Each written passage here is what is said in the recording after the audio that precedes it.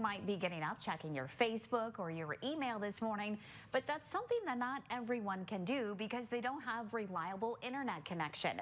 That's about to change, however, as close to $45 million is coming to Northeast Missouri. That would bring broadband to Marion, Monroe, Rolls, Knox, and Shelby counties.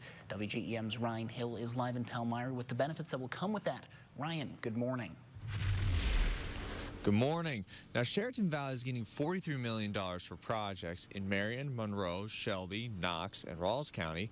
And the Mark Twain Communication Company is getting $5 million for work in Lewis and Shelby County. Now, those already benefiting from broadband see this expansion as a great way to benefit people a lot. Now, Marion County Presiding Commissioner David Lomax says before getting broadband access, it was quite challenging for both residents and business owners as slow internet limited the work they could do. He says it has made a huge difference for those doing schooling, but also those conducting business as well. There's a small business owner that teaches for a university that lives out here west of town, and it's made a great deal of difference for him in the teaching that he does online as well. And of course, any of your businesses, they're going to see a rather dramatic increase in speed of processing.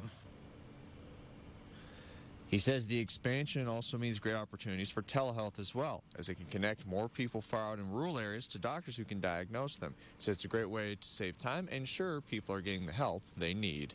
Live in Palmyra, Missouri, Ryan Hill, WGEM News. And Ryan, thank you. Sheridan Valley's interim president and CEO Ryan Johnson hopes to start work in April if the contracts are all signed.